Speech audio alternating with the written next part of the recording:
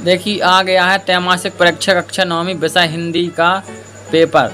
आइए आपका सेट 1 है, पूर्णांक 75 रहेगा। आपका समय 3 घंटे। देखिए आपको यहाँ पर निर्देश दिए गए हैं, सभी प्रश्न हल करना अनिवार्य है। अब देखिए इसमें हम आगे देखते हैं। अब इसमें पहला क्वेश्चन है आपका सही विकल्प। इसमें सही विकल्प आपको दिए गए हैं। इसमें आपका पहला सही विकल्प है रसखान किस भक्ति शाखा के कवि हैं। तो देखिए अब इसका हम आंसर देखते हैं। यहाँ पर देखिए ए दिया गया आपका, इसका आंसर है कृष्ण भक्ति शाखा।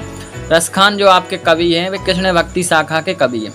दूसरा प्रश्न है हिंदी साहित्य का स्वर्ण युग कहाँ माना गया है। तो आपका ये माना गया है भक्ति काल को। अब तीसरा क्वेश्चन है ये काव्य की शोभा बढ़ाने वाले तत्वों को अलंकार कहते हैं। ये आपका हो गया तीसरा क्वेश्चन। आपका चौथा क्वेश्चन है दोनों बैलों को कहाँ बंद कर दिया गया था। तो कांजी की होश में। इसमें पांचवा क्वेश्चन है नानी के पति शादी के तुरंत बाद उन्हें छोड़कर बैरिस्ट्री पढ़ने चले गए। तो विलायत। आपका देखिए किस समास में दोनों पद प्रधान होते हैं। तो इसमें आपका हो जाएगा द्वंद्व पद, द्वंद्व समास। अब देखते हैं अपन दूसरा क्वेश्चन आपका जो है इसमें आप देखिए पहला खालिस्तान है। खालिस्तान काम पर जा रहे हैं। तो इसमें काम पर जा रहे हैं बच्चे। कैदी और कोयल दोनों ही हैं। तो आपके हो जाएंगे इसमें देश की वापसी या गुलाम। तो कैदी व कोयल दोनों ही देश की वासी हैं, मतलब गुलाम हैं। तीसरा क्वेश्चन है रस को काव्य की बताया गया। तो रस को काव्य की आत्मा बताया गया। आपका चौथा है खालिस्तान वीर रस का स्थायी भाव है। इसमें आपका हो जाएगा उत्साह। अब देखते हैं अपन अगला।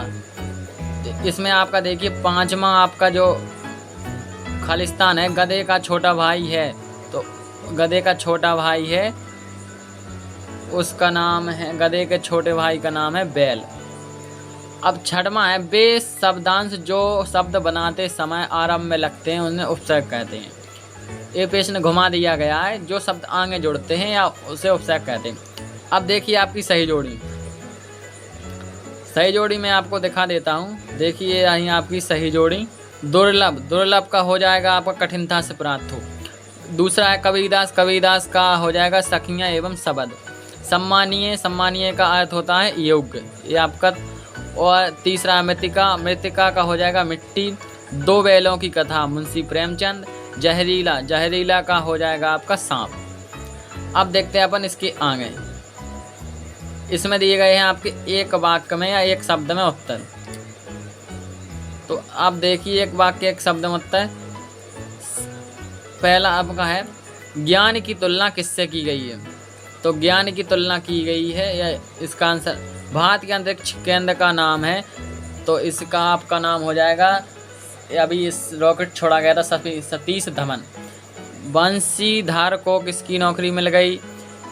इसके आंसर हमें नहीं मिलेंगे, आप इनको देख लीजिए। ये रहे आपके सत्य। यहाँ पर देखिए कबीरदास, कबीर एक समाज सुधारक थे, सत्य है। दूसरा है आपका रामचरितमानस एक महाकाव्य है, आपका सत्य है। तीसरा है छंद को पढ़ने का प्रवाह गति कहलाता है, ये आपका सत्य है। झूरी बैलों को देखकर गदगद हो गया, ये आपका सत्य है।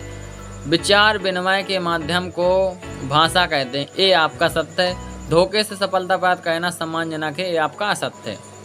आपके सत्य हो गए। अब देखते हैं अपन इसके आगे पांचवा क्वेश्चन। ये रहा आपका पांचवा क्वेश्चन।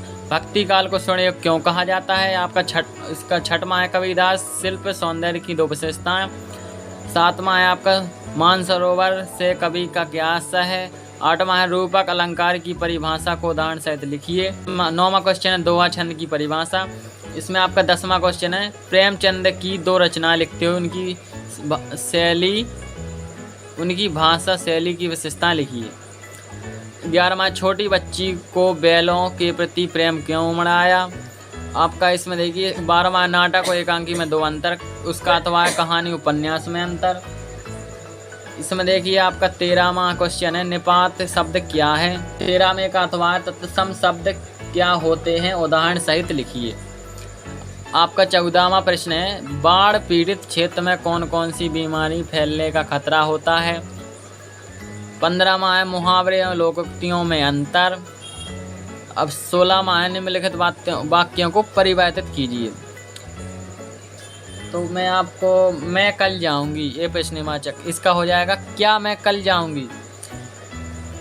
ये आपका देखिए, ये रहा आपका, यह आपका विद्यालय है, इसका हो जाएगा ये आपका विद्यालय नहीं है। अब नीचे आपको देखिए 17 माह है, हमारा भू जल भंडार कैसे समृद्ध होता है लिखिए। विलोम शब्द किसे कहते हैं, सदुपयोग विलोम शब्द लिखिए। आपका 18वां है, निम्नलिखित गद्यांश की संदर्भ प्रसंग व्याख्या या भावार्थ लिखिए। आपका ये रहा आपका मतलब ये रहा आपका मैटर, इसको आपको व्याख्या करनी है।